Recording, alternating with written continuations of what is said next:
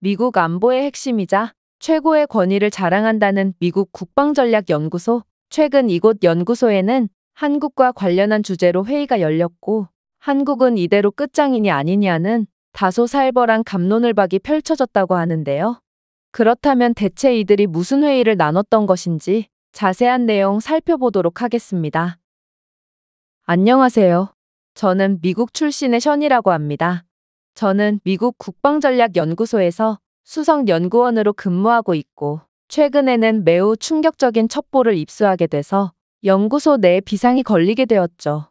그리고 그건 북한이 한국을 침공하는 것은 이제 초읽기 수순이라는 매우 경악스러운 정보였습니다. 사실 따지고 보면 지금과 같은 혼란한 상황에 이러한 소식은 그리 놀랄 것도 없긴 했습니다. 왜냐하면 한국은 현재 핵무장 국가가 되는 것이 예정된 수순일 뿐더러 얼마 전 북한에서는 정권을 뒤엎으려는 충격적인 시도까지 발생하는 등 그 어느 때보다 혼란스러운 상황을 마주하고 있거든요. 그리고 이러한 북한의 한국 침공에 대비하고자 저희 연구소와 국방부 측과의 고위관계자 회의가 열리게 된 것입니다. 국방부의 고위관계자는 북한의 한국 침공이 정말로 얼마 남지 않았다고 생각했는지 이내 충격적인 근거를 들며 연설을 시작했습니다. 북한의 한국 침공에 대한 신호는 도널드 트럼프 후보가 한국의 핵무장 관련 연설을 했을 때부터 관측되기 시작했습니다. 한국이 핵무장을 하게 된다면 북한 입장에서는 그야말로 한국에 대응할 만한 어떠한 무기도 없어지는 셈이고, 따라서 북한은 궁지에 몰린 쥐가 고양이를 무는 행동을 할 수 있다는 것이죠. 북한은 한국의 핵무기 획득을 생존에 대한 직접적인 위협으로 생각할 수 있습니다. 한국이 핵무장을 할 것이라는 전망은 북한의 자체 핵의 가치를 약화시킬 수 있고, 따라서 북한은 한국의 핵 능력이 완전히 작동하기 전에 이러한 인식된 위협을 무력화하기 위한 선제적인 군사행동을 취할 수 있습니다. 생각해보세요. 북한 정권의 가장 큰 관심사는 정권의 유지입니다.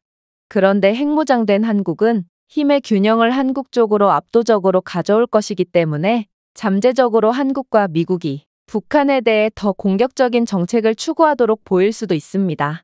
따라서 북한은 미래의 완전한 핵무장국이 된 한국과 맞서는 것보다 한국의 핵무기가 아직 개발 중일 때 전쟁을 하는 것이 낫다고 판단하여 예방적 전쟁 교리를 채택할 가능성이 높다는 것이죠. 북한 쪽에서도 이러한 한국 기습은 몹시 합리적이지 않은 선택이라는 것을 잘 알고 있음에도 이들은 체제 유지를 위해 기꺼이 그러한 선택을 감내할 것입니다. 북한 정권은 핵무장한 한국의 임박한 위협의 이야기를 이용하여 내부 지지를 활성화하고 국내 문제에서 주의를 다른 곳으로 돌릴 것이며, 결과적으로는 고양이를 무는 쥐의 역할을 마다하지 않을 가능성이 높죠. 그런데 안 그래도 이러한 불안정한 상황에 최근에는 더욱 암담한 소식이 들려왔습니다. 저희는 최근에 북한 내부적인 상황 때문에 이러한 북한의 한국 침공은 사실상 초읽기에 돌입했다는 내부 정보를 입수했거든요. 저희의 내부 정보에 따르면 북한의 인민들이 전 최고 지도자이자 김정은의 아버지인 김정일의 무덤에 폐기물을 뿌렸다고 합니다. 김씨 일가가 거의 신격화되고 있는 북한에서 이러한 행위는 신성모독과 다름이 없고, 이는 매우 충격적이라고 볼 수 있는데요. 이 사건은 이제 북한 사람들이 정권 통제의 초석인 김씨 가문을 둘러싼 인간 숭배에 기꺼이 도전할 의사가 있다는 것을 보여줍니다. 또한 저희 측 정보원은 북한 이곳저곳에서 반체제적인 낙서와 구호들이 나타나고 있다는 것을 확인했는데요. 이 글들은 북한 정권의 부패, 억압, 그리고 정치 실패를 비난하고 있다고 합니다. 이는 정권의 권위와 선전에 대한 직접적인 도전이라고 볼 수 있죠. 이러한 저항 행위는 북한 인민에 대한 북한 정권의 철저한 통제력이 약화되고 있음을 시사합니다. 북한의 인민들이 이러한 대담한 행동을 할 수 있는 능력은 정권의 공포 기반 통제 메커니즘이 약화되고 있음을 나타내죠. 하지만 한국과 동맹국인 미국 입장에서 이러한 상황은 그다지 달갑지 않은데요. 이러한 북한의 혼란스러운 상황은 안 그래도 일촉즉발이었던 한국의 잠재적인 핵무장 상황에 있어서 도화선에 불을 붙인 셈이 되었거든요. 김정은 체제의 내부적 불안과 잠재적 위협을 고려할 때 저희는 북한이 한국을 의도적으로 도발하거나 침공하여 내부 문제에서 주의를 다른 곳으로 돌리고 정권의 권력을 공고히 할 가능성이 높다는 것을 예상할 수 있습니다. 사실 이는 놀랍지도 않습니다.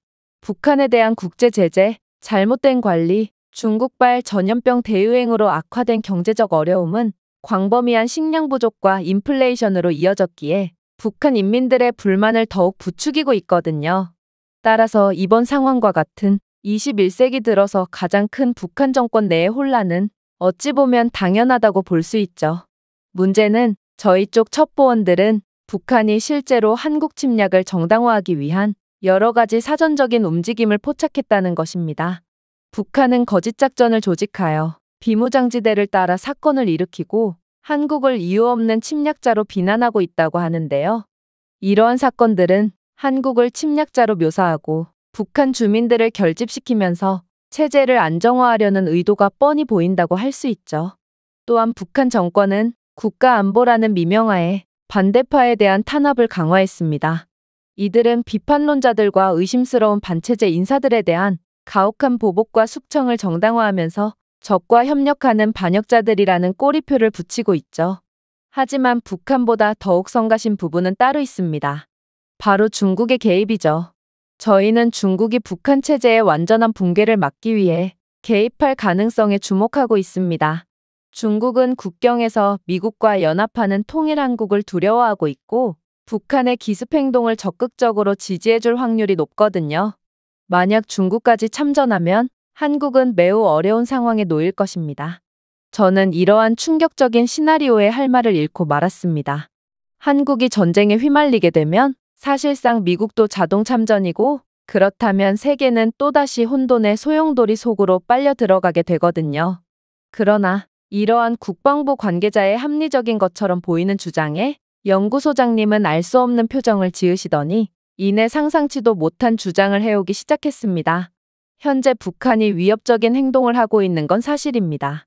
그리고 북한 정권이 현재 체제 유지에 대한 심각한 위협을 느끼고 내부의 문제를 외부로 돌리려고 하는 것도 사실이죠.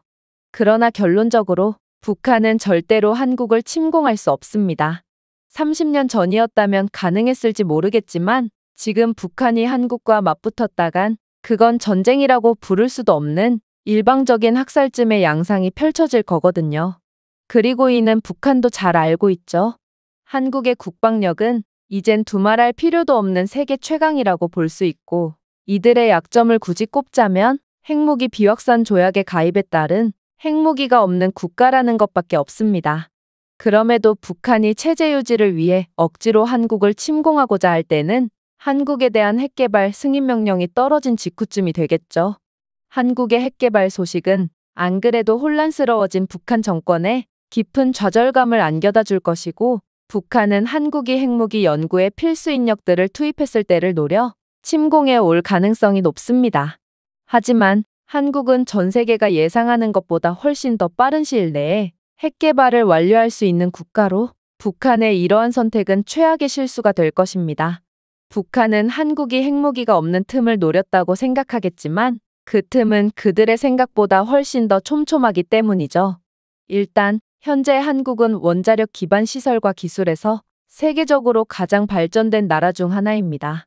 이 강력한 기반을 바탕으로 한국은 매우 짧은 시간 안에 핵무기를 개발할 수 있는 잠재력을 보유하고 있죠. 한국은 많은 원자력 발전소와 연구용 원자로를 운영하고 있으며 이러한 시설들은 핵무기 개발로 전환할 수 있는 강력한 기반을 제공합니다. 특히 한국원자력연구원과 같은 기관들은 핵개발에 필요한 기술과 세계적인 수준의 전문 지식을 보유하고 있어 핵무기 개발 과정을 빠르게 진행시킬 수 있죠. 물론 한국은 세계적인 R&D 강국으로 삼성, LG, 현대와 같은 글로벌 대기업들이 다양한 첨단 기술을 보유하고 있다는 점도 이 나라의 무궁무진한 가능성을 잘 보여준다고 볼 수 있는데요. 전 세계적으로 봤을 때도 민간 분야와 방산 분야 모두의 기술력이 탄탄한 상태에서 핵 개발이 진행된 사례는 거의 없고 이러한 한국의 기술적 전문성은 초기 연구 및 설계 단계를 전례 없는 속도로 신속하게 진행하는 데 큰 도움이 될 것입니다. 그러나 한국의 가장 무서운 점은 따로 있습니다. 한국은 현재 원자로에 접근할 수 있으며 잠재적으로 핵분열성 물질을 생산할 수 있는 능력을 이미 보유하고 있거든요. 이는 고농축 우라늄과 재처리 플루토늄의 신속한 생산과 정제를 가능하게 합니다. 이건 정말 놀라운 일입니다. 다른 국가들 같은 경우에는 핵무기를 만들기 위해 재료를 모으는 데만 상당한 시간이 걸리지만 한국은 원자력 강국답게 핵 개발 시작과 동시에 발전소에서 나온 상당한 양의 핵물질에 접근할 수 있으며 이는 한국으로 하여금 핵무기 개발은 그야말로 식은 죽 먹기라는 사실을 여실히 보여줍니다. 결국 한국은 현재의 핵물질과 고도로 발전된 기술만으로 매우 짧은 기간 내에 핵무기를 개발할 수 있습니다. 북한은 아무리 고도로 발전된 한국이라도 핵 개발에 최소 몇 년은 걸릴 거라고 예상하고 있지만 한국은 한 달, 만약 전시 상황 같은 매우 급박한 상황이라면 몇 주만 해도 핵무기를 개발해낼 수 있는 잠재력을 가지고 있습니다. 즉, 북한이 만약 오판으로 인해 한국을 침공한다면 그 즉시 북한이라는 영토 자체가 지도상에서 영구히 지워지고 말 거라는 것이죠. 심지어 저희 연구소에서 자체적으로 조사한 바에 따르면 이렇듯 북한 정권이 혼란을 겪고 있는 상황은 오히려 한국에 이익이 된다는 결론이 나옵니다. 체제 붕괴 위기에 몰린 북한은 한국을 침공함으로써 내부를 단결하려고 하기는커녕 아예 군을 통제하는 중앙집권적 지휘구조가 붕괴될 가능성이 높거든요. 많은 군인과 장교들이 반란에 직면하여 귀순하거나 보직을 포기하고 중국으로 도망갈 것이고 이는 한국에 대한 군사적 위협을 더욱 약화시킬 수 있습니다. 또한 남아있는 북한인들마저도 정권이 무너지면 군대의 사기와 충성도는 떨어질 것이고 응집력 있는 리더십이 없으면 대규모 작전을 조정하고 수행할 수 있는 군의 능력이 현저히 떨어져 한국에 대한 위협이 줄어들 것입니다. 그리고 그렇게 된다면 한국 입장에서는 절호의 기회가 되겠죠.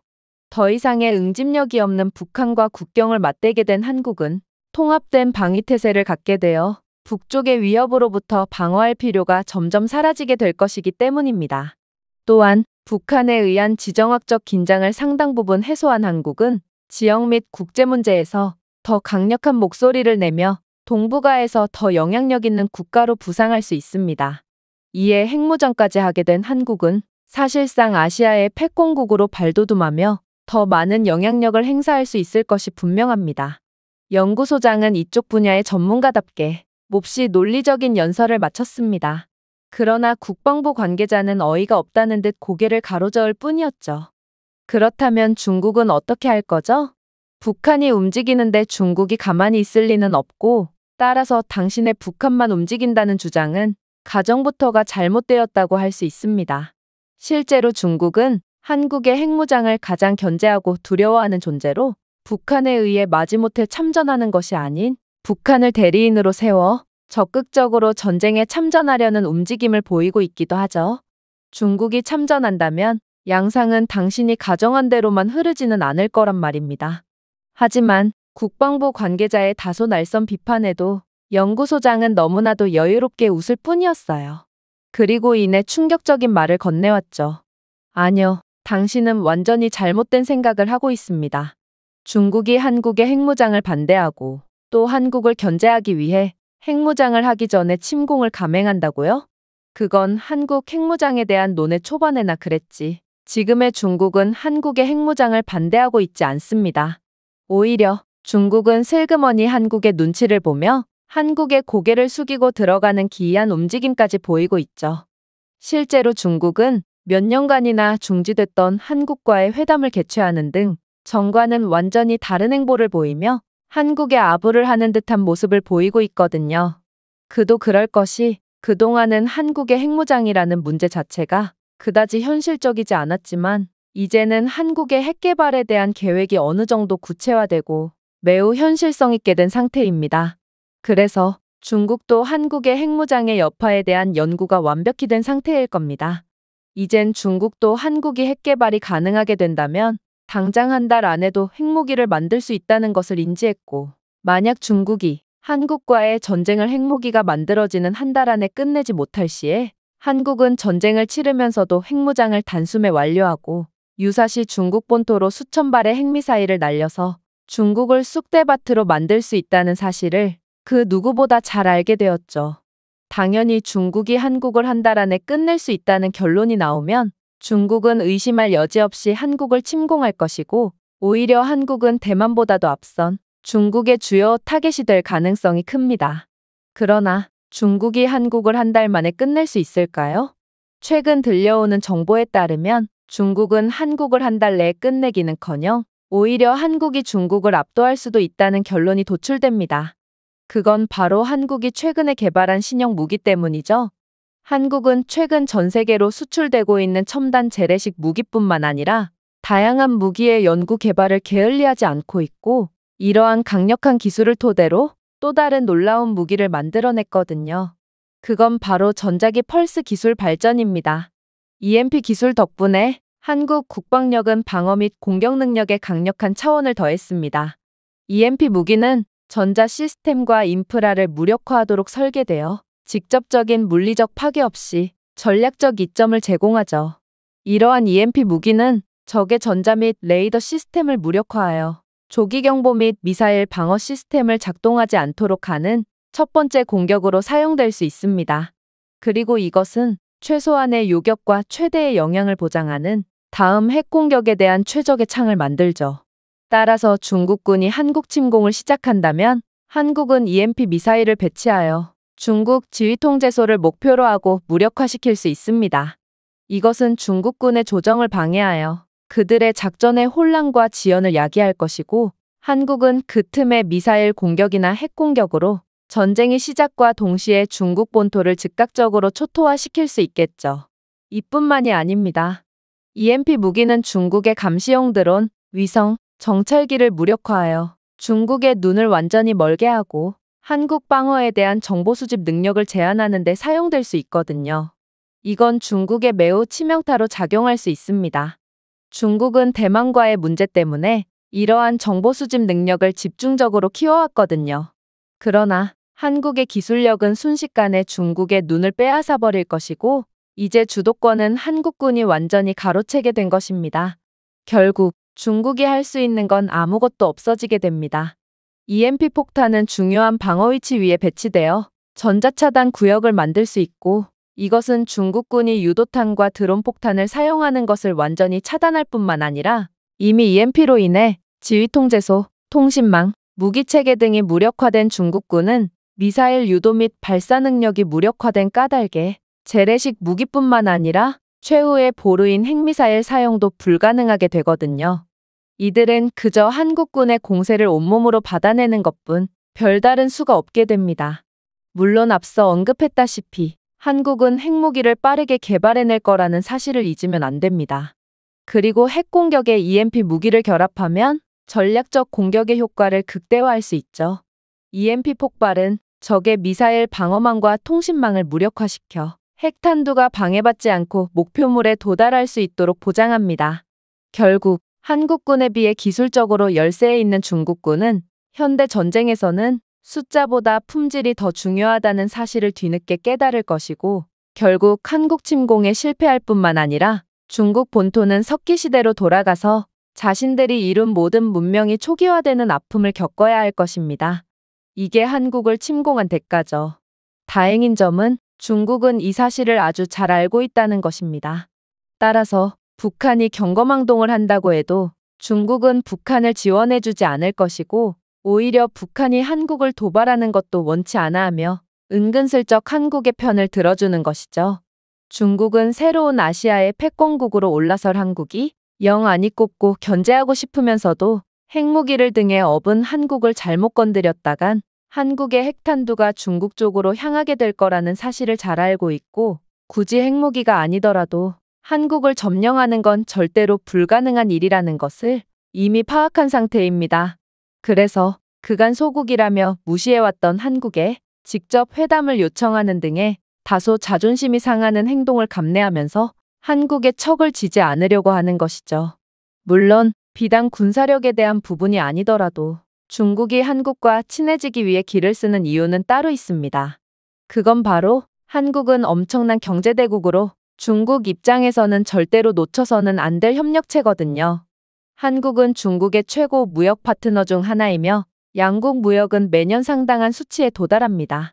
한국에서 중국으로의 주요 수출품은 반도체, 기계, 석유화학 및 가전제품을 포함하고 만약 지역 불안정으로 인한 혼란은 양국, 특히나 중국의 엄청난 경제적 손실로 이어질 수 있습니다. 왜냐하면 상당한 외교력을 자랑하고 있는 한국에는 선택지가 많지만 미국의 관세 폭탄을 맞고 사실상 국제 왕따가 된 중국에는 사실상 선택지가 없다고 볼 수 있거든요. 따라서 많은 중국 산업이 한국 공급망과 깊이 통합되어 있는 상태에서 중국은 절대로 경거망동할 수 없습니다.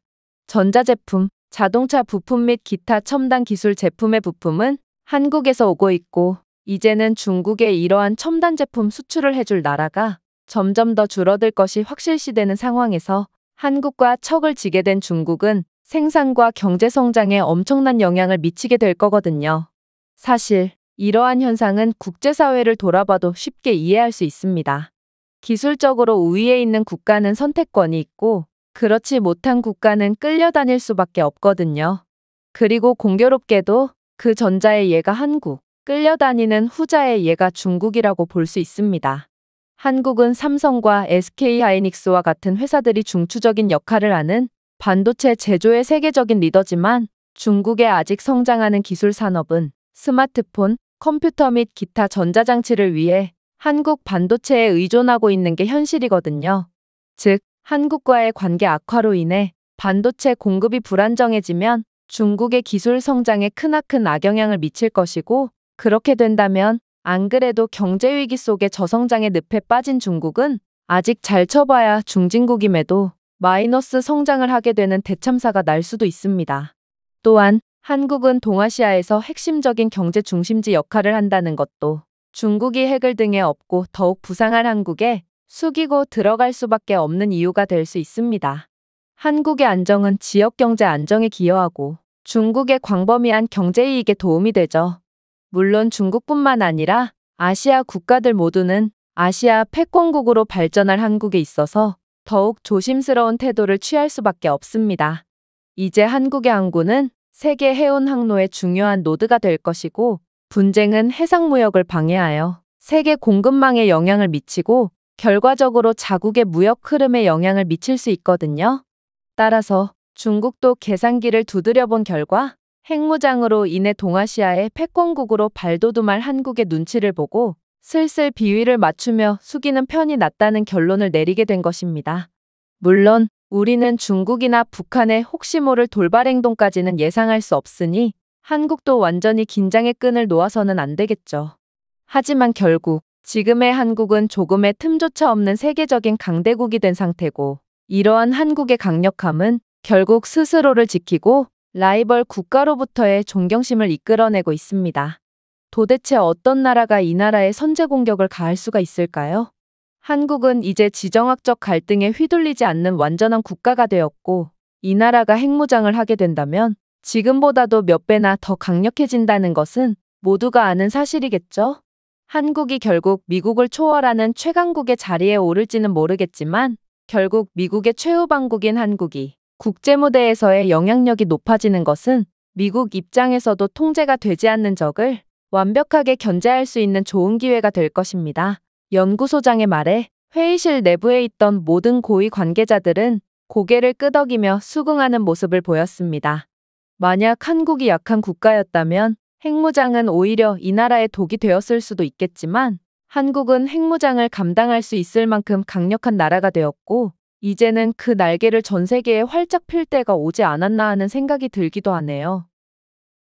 제가 준비해온 내용은 여기까지입니다. 끝까지 시청해주셔서 진심으로 감사드리며 여러분들의 구독과 좋아요, 알림 설정은 영상 제작에 큰 힘이 됩니다. 이상 세모튜브였습니다.